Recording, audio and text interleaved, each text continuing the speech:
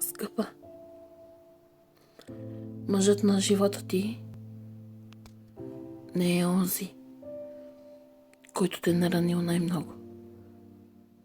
Не е онзи, чието име искаш да забравиш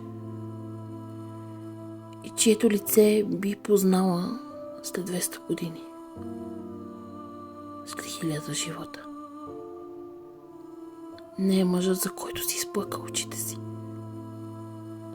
Нито е онзи, на който си простила непростимото. Този мъж е най-голямата ти болка и най-голямият ти урок.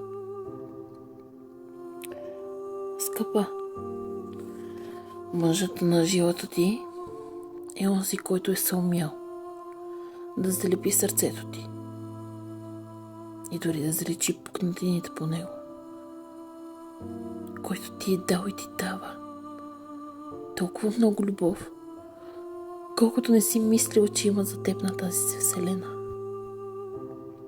Този мъж, който те усеща, както чувства самия себе си. Мъжът, който прави всичко да те радва и да те усмихва. Който гради бъдеще за вас двамата и не приема там, напред, до него да стои друга жена на твоето място. Мъжът, който го боли повече, ако заплачеш, боли го повече от теб. Онзи мъж, който не се отказва от теб, когато всички други го правят. Мъжът на живота ти е най-добрият ти приятел. Във всеки един момент.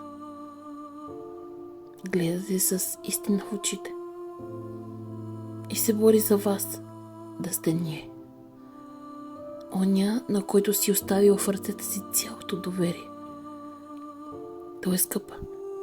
Онзи мъж, който ти показва, че е по-различен и е по-различен. Защото обича. Обичай го. Мъжът болка разболява. Мъжът щастие лекува и спасява. О, къде?